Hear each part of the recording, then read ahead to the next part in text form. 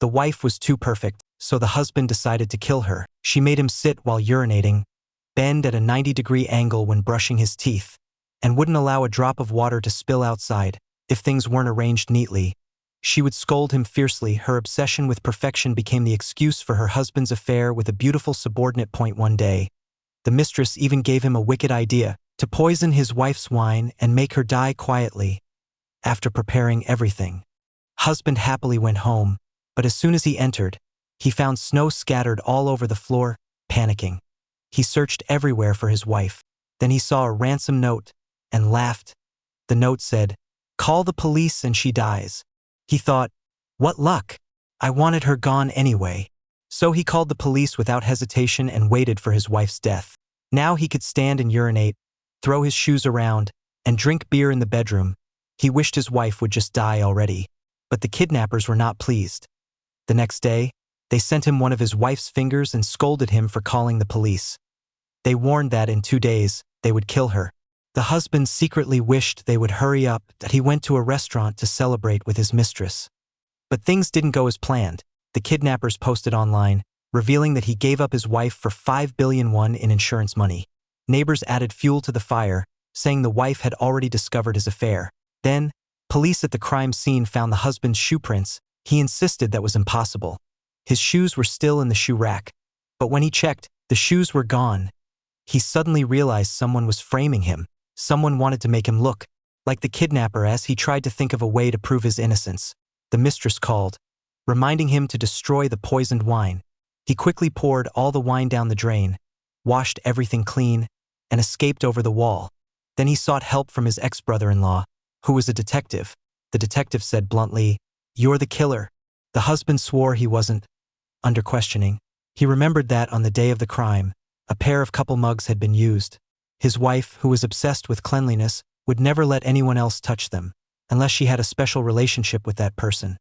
The husband began to suspect that his wife might have been unfaithful, but he quickly dismissed the thought. Then the detective said he might have found the man. That man had been following the husband.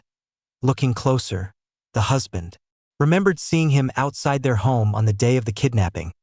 The husband chased and caught him on a rooftop. It turned out the man was his wife's junior from college. The junior cursed the husband, saying, "You fool! You didn't cherish such a perfect woman." He also revealed that he wasn't the only one following the husband that day. The husband immediately confronted his mistress, asking why she had been following him. She claimed she feared he might harm someone, then quickly changed the subject to how they would spend the inheritance and 5 billion.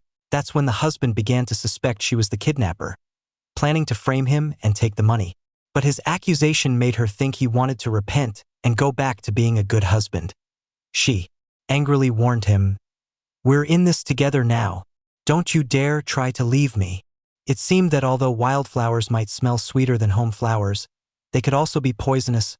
Helpless, the husband went home seeking comfort, but was beaten up by his wife's sister and niece. From them, he learned that though he rarely visited home, his wife often did, caring for his sick mother, helping at their small shop, and never once speaking badly about him. She was even kind and generous to their niece. That he was overwhelmed with guilt and decided to find his wife. Then his niece handed him a key. He rushed home, opened a cabinet, and found only a letter in it. His wife thanked him for marrying her and said she was leaving all her inheritance to him. Looking at the same red wine he had planned to use to poison her, he realized what a monster he had been. He regretted everything and prayed for her safe return. But the next day, the police arrested him. They had found his wife's blood in his car.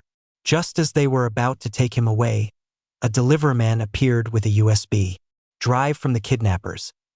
The video showed his wife, tortured beyond recognition, crying in pain. The husband shouted her name, and his genuine reaction cleared him of suspicion. In the video, the kidnappers made new demands. He decided to save his wife. He rushed out of the house and shouted to the media, "The kidnappers want 5 billion in cash. Please help us." His plea was heartfelt and desperate. The next day he collected the 5 billion, moved by the crowd who queued to exchange money for him. The cash was quickly assembled. The police equipped him with a communications device and a tracking watch. He set off with the money toward the designated drop-off point, with police already lying in wait. But when he arrived in a hurry, he didn't find the kidnappers, only an alarm clock. The kidnappers instructed him to follow a remote-controlled car. Then they changed the meeting place to a baseball stadium. He raced to the stadium. Then they redirected him to the Han River bank. Finally, he reached the river, but there was nothing there. Suddenly, a drone descended from the sky. Following instructions, he put the money into a net bag and, on impulse, also tossed in the tracking watch. The drone shot up again and the police calmly followed. The husband's expression turned oddly inscrutable. The drone circled slowly and landed in the city square. Soon a man, dressed like a beggar, approached the drone. Police quickly detained the beggar and opened the bag. The $5 billion in cash had been replaced with worthless newspaper. The officers angrily cursed him as a scumbag, saying he chose money over saving his wife. The husband was helpless to explain. The kidnappers had forced him to switch the money package, or they would kill his wife. While the husband was at home waiting for his wife to return, a search warrant arrived. Someone had reported that poisoned wine had been used. The husband immediately thought of his beautiful subordinate. She couldn't bear to see him get any good. She must be behind this. He ran upstairs, grabbed the wine bottle, but had nowhere to hide it. An officer suddenly called his name. He shoved the bottle under a cabinet, but it rolled back out on its own. Caught off guard, he picked it up and said, "Oh, there it is." The police suspected he had poured the wine away, but warned him not to get smug. The bottle itself could be tested for poison. He tried to act calm, but the police had already uncovered his relationship with the subordinate and suspected she had provided the poison. She had a food science background, and her shopping list contained items that could be used to extract toxins. The husband continued to insist they were only colleagues, but after the police showed him video evidence, things fell apart. During the ransom exchanges, the subordinate had been following him. Now the police suspected he and the subordinate had conspired to kidnap his wife, and they prepared to arrest him. Even as he worried about his missing wife to the police, his emotional distress looked like an act that he asked to change his clothes before being taken away. Meanwhile, the beautiful subordinate was arrested. The husband went into the bedroom and watched their wedding video. They had once loved each other so much. He regretted his infidelity and his failure to care for his wife. It was too late now. He believed she would never return. He put his head into a noose. That moment, the police found a badly injured woman under a bridge. His wife. She had deep scratches and low blood, but her diamond ring was still on. On the ambulance, she gave a faint, almost unconscious smile to win back her husband's love. She had been drawing her own blood every day and splattering it on the ground to stage a kidnapping scene, watching to see how he would react. But he disappointed her. The husband had been happy that she was kidnapped. Furious, the wife took drastic measures. She counted out money, tore out her own fingernails, and drenched the husband's car in her blood to create false evidence. That staged blood scene spread online and fueled public opinion that the husband had abandoned his wife for money, turning him into a suspected kidnapper. All of this had been planned by the wife for over a month, triggered when she smelled an unfamiliar perfume on her husband's clothes. While he slept, she unlocked his phone. What she found shattered her. Messages showed the husband and the subordinate plotting ways to kill her, listing all kinds of assassination methods. The wife, born into wealth but marrying a cook out of love despite her parents' objections, had been left with nothing when her parents died. They donated their fortune rather than give it to her. She had married for love and believed money didn't matter. Now, confronted with the possibility that her husband would kill her, she cried bitterly and began to set her plan in motion. She installed a bug in the subordinate's home to eavesdrop nightly on their conversations and even recorded mundane things like exercise sessions. She felt sick to her stomach hearing them. She needed a mouthpiece. If she told people directly that her husband had cheated, it wouldn't be as believable as if someone else said it. So she casually told a neighbor that her husband was cheating. Then she staged an accidental encounter with the junior who had a crush on her. She poured out her tragic story, playing the wronged woman. The junior required no convincing. He immediately decided to help her. Finally, she learned that the husband planned to poison her wine and he decided to make the first move. At first, he only wanted to scare her husband a little. But when he saw how much her husband seemed to hate her, wishing she would die, she decided to make him the scapegoat instead. However, when her husband gave up $5 billion just to save her, she softened. She decided to give him another chance. So, she asked her junior to injure her and record a video showing that her husband wasn't the kidnapper. Then, she told the junior to take her under a bridge. where he tearfully hit her with a stone, making the rescue seem completely believable.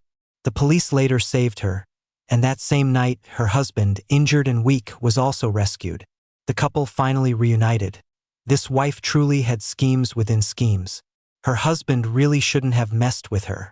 Soon after, more good news came. The police tested the wine bottle and found no poison. Her husband was completely cleared of suspicion, and even the beautiful subordinate was released. But why didn't he deal with that subordinate directly? Because he couldn't. One provided the poison, the other used it. Without dragging his wife in, he couldn't take her down alone. When the wife returned, her husband was genuinely happy. He decorated the house, treated her with utmost care, and for the first time, she got the marriage she always wanted. Meanwhile, the beautiful subordinate, watching their love on TV, became furious. She accidentally knocked over her alarm clock and found a hidden listening device inside. At the same time, the wife was removing the bugs hidden around the house. She was ready to wash her hands clean and live a peaceful life. Little did she know, her husband had already found one of the devices earlier. He had kept it, hoping to track down the real mastermind behind everything, only to discover that it was his own wife. The realization made his blood run cold. Sleeping beside such a cunning woman was terrifying. Not long after, the wife brought him the listening device, pretending to be scared. Her expression seemed genuine, not faked at all. Her husband thought to himself, with her lovesick personality, how could she possibly have such a scheming mind? He decided not to suspect her anymore, but under the influence of his brother-in-law, he became certain that the junior was the kidnapper. He began investigating, and the deeper he dug, the more betrayed he felt. The junior had posted things from their home online, including their matching cups. He could even imagine the two of them sweetly drinking cocoa together. The wife, meanwhile, helped the junior stage evidence. He even wore her shoes to leave footprints at the scene. The realization hit the husband like lightning. He quickly reinstalled the bug, ready to start his counterattack. At home, it was like a spy movie, each secretly watching the other. In a restaurant, things grew tense again. An older woman kept switching dishes over and over. It turned out to be his sister-in-law, there to confront the subordinate. When the subordinate said something nasty, the sister-in-law almost threw the food at her face. The subordinate couldn't stand the humiliation. She wanted the husband to beg her to return. But just then, the wife arrived and tore off her name tag. "Don't even think about coming back," she said coldly. The husband, meanwhile, found it convenient to keep his wife close so he could monitor her. But before he discovered anything, the police contacted him. The person who took the ransom at the stadium was a woman. When asked if his wife had such clothing, he wasn't sure, but it gave him a new lead. He later learned that a month earlier, his wife had told the neighbor about his affair, and had also given their niece a key to the house around the same time. Too many coincidences meant only one thing: a plot.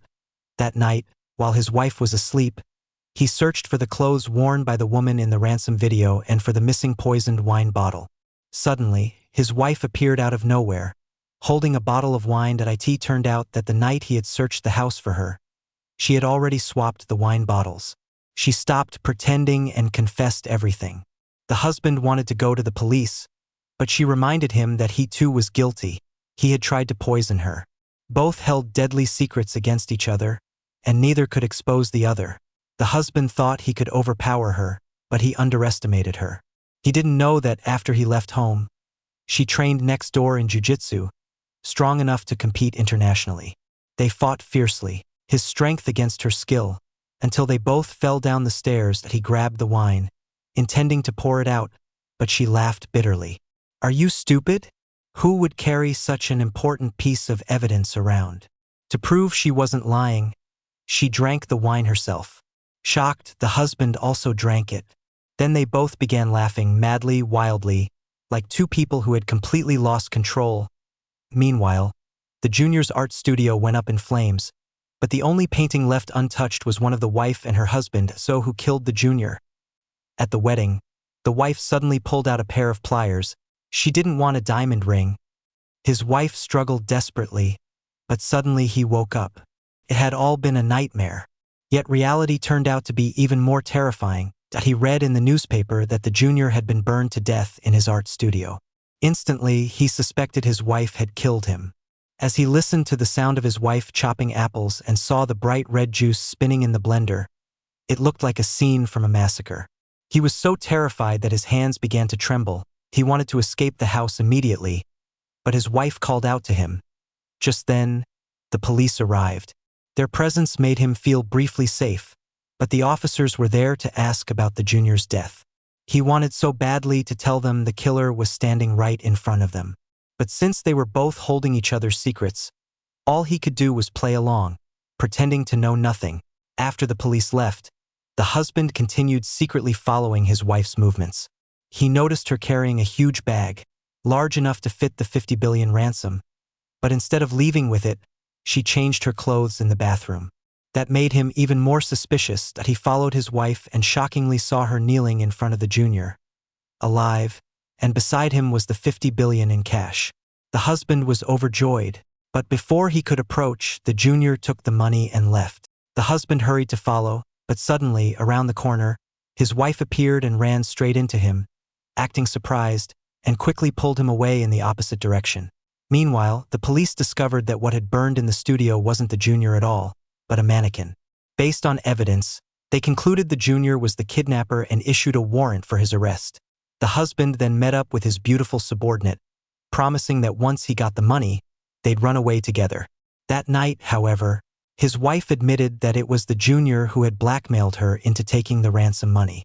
She promised to get the money back, but only if her husband came home early from now on. Her voice sounded gentle, but the way she moved her hands sent chills down his spine. He was now terrified of going home. In reality, the junior had secretly snuck into the changing room and taken her phone. Since it had no password, he turned it off so she couldn't track him. But now he was the one panicking, unable to reach her.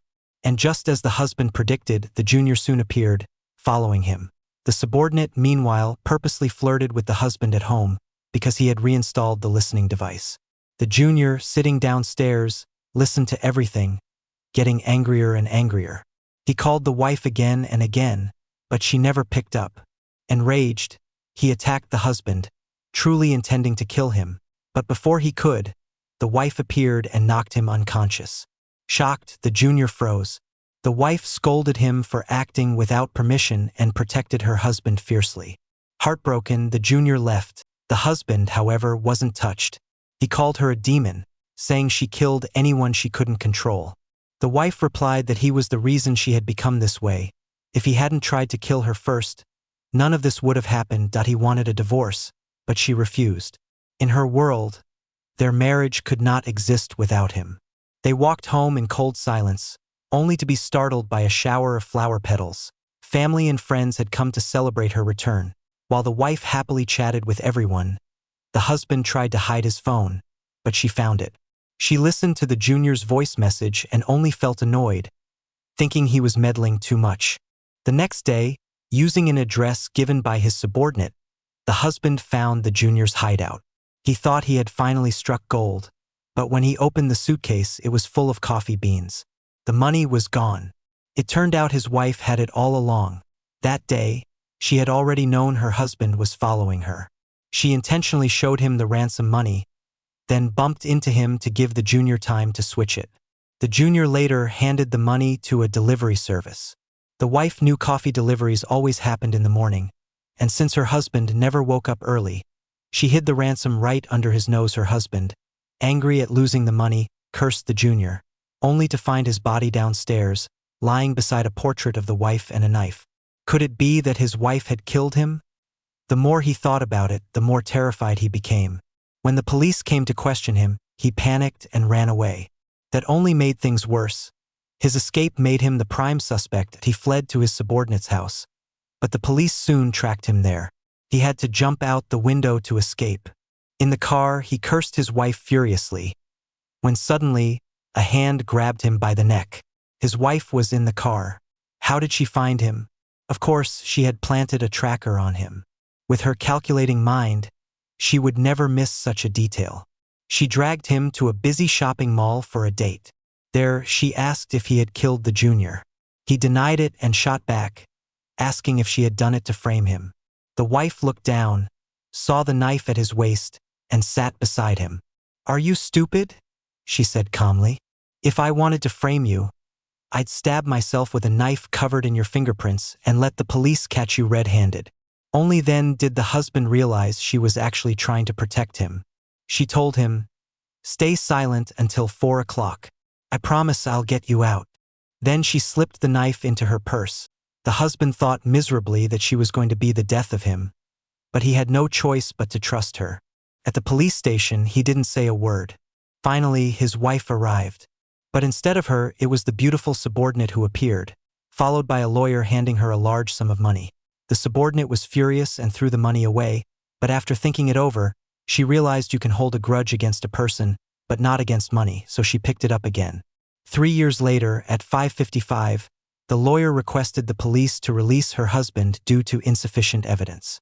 The police chief had no choice but to comply. However, the forensic department soon reported that the junior's knife had the husband's blood on it. In fact, that was from when the junior had attacked him. With solid evidence, the police decided to arrest the husband. At that moment, the wife stepped in and handed over the spare key that both she and the junior had used, claiming the junior had ambushed her husband. But the police questioned why they hadn't reported the attack earlier. The wife explained that she had been trying to persuade the junior to turn himself in. Then they asked why her husband went to the junior's hotel. She said it was also to convince him to surrender.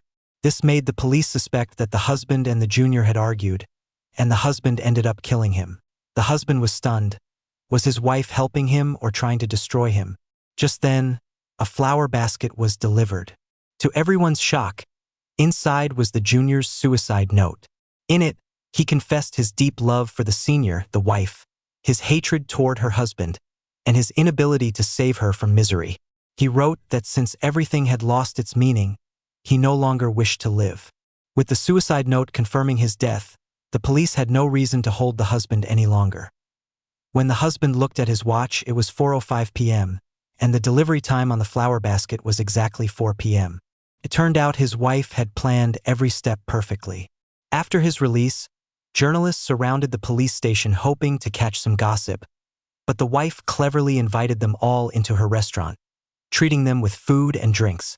Since people tend to speak kindly after being fed, the reporters gave her business plenty of good publicity. Her reverse publicity stunt was brilliant, and even her employees couldn't help but admire her. But just then, the last person anyone wanted to see showed up, the female subordinate.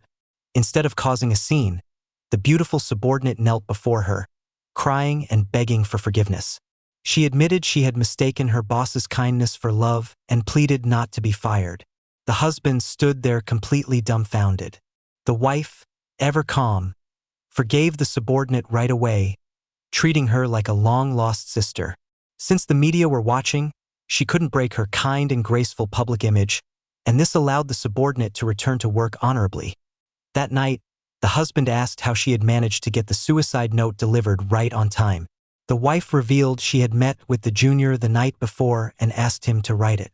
Then she hid, not expecting her plan would end up saving her husband.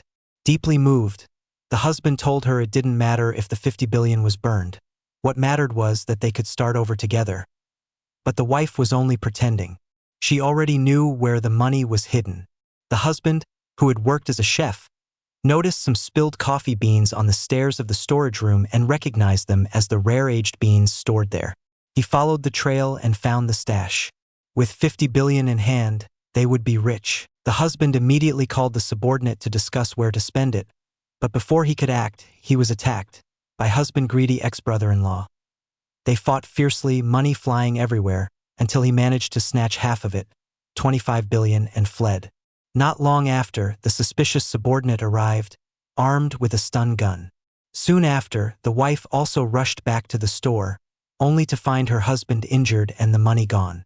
Furious but worried about his safety, she vowed to hunt down the thief. On her way out, she noticed something odd near the trash bin. The delivery slip for the coffee beans was missing. That morning, only her ex-brother-in-law had visited. Realizing he was the thief, she went to confirm it at a nearby business. When his photo was shown, the clerk immediately recognized him.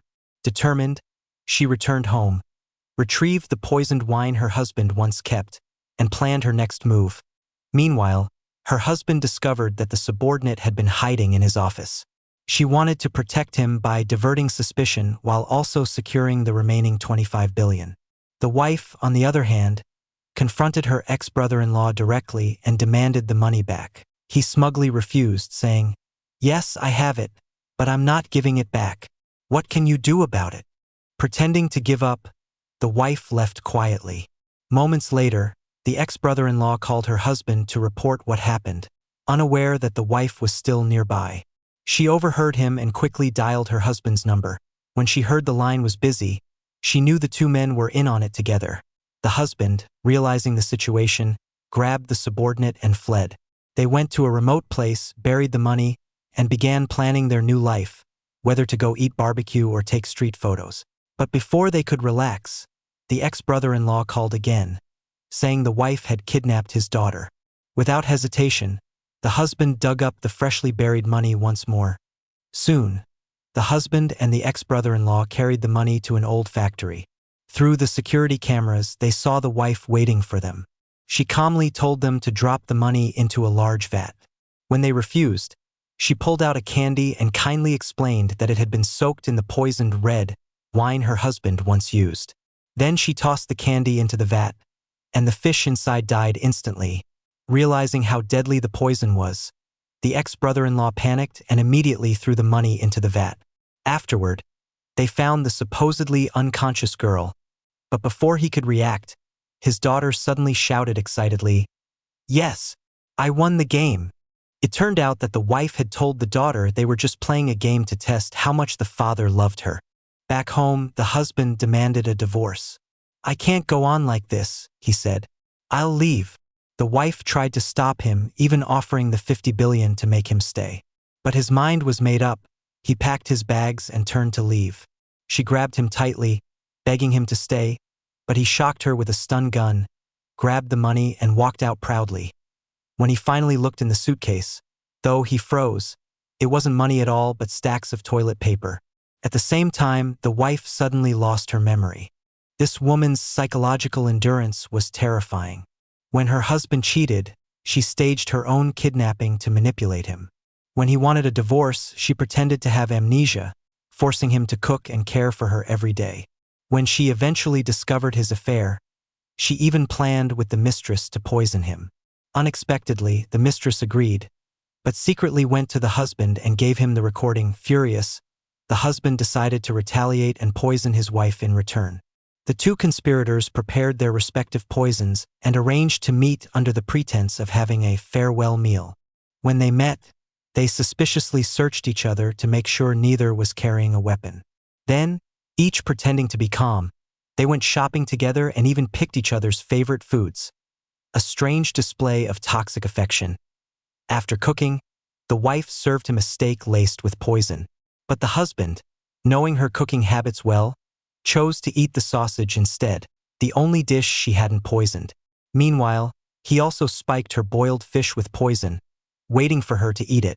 Just as she was about to take a bite, she began reminiscing about their first date, speaking so emotionally that tears filled her eyes. She confessed that she had poisoned his food, but she didn't truly want him dead. She just hated him for what he'd done. Touched by her words, the husband quickly stopped her from eating the fish, afraid she might die. It seemed, for a moment, that the two might reconcile.